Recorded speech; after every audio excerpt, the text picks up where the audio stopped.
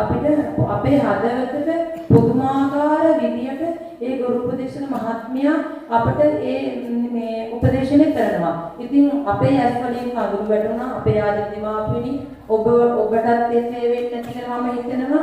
මේ ඇත්තටම බොහොම පිං.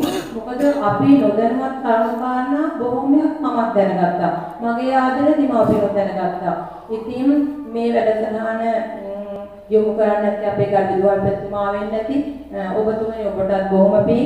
ඒ වගේම තමයි අපේ දරුවන්ට ගුණ දැනුම දුන්නට අපි ගුණයි දෙන්න ඕනේ. මොකද මමත් දැන් මටත් තේරෙන දෙයක් තමයි අපි කොච්චර දරුවට ඉගන්වනවා තමයි. ඒ වුණාට දෙමාපියන්ට රසලක දරුවේ අපි සමාජයට බිහි කරලා වැඩක් නැහැ. ඇත්තටම. මොකද මේ අර කියනවනේ වෙදෙක් කරා මිස මිනිසතු අපි කරේ නැත කියන වචනේ. ඉතින් ඒක තමයි ඇත්තම ආදින දෙමාපියනි අපිට හරියට වැදගත්. අපි සතුටු වෙනවා අවංකවම මේ වගේ වැඩසටහනකට ඇවිල්ලා සම්බන්ධ වෙච්ච ගැන.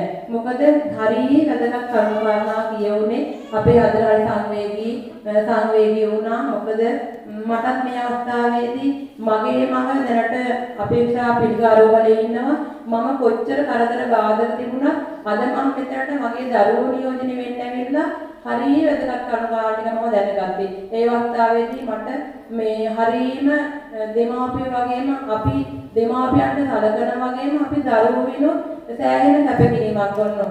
අපි එතන ඉන්නවා. මගේ ආදර දෙමාපියොත් එසේමයි.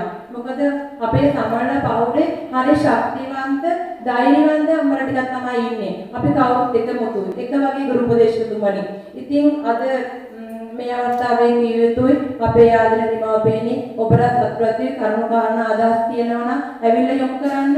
මොකද මගේ කරුණාකාරණ අදහස් තමයි මම යොමු කරේ. ඇත්තටම බොහොම පිං කියලා මම මේ අවස්ථාවේදී උපදේශතුමා ඇතුළු සියලු ගුරු මණ්ඩලයට ස්තුති කරනවා. ස්තුති සුබ දවසක්.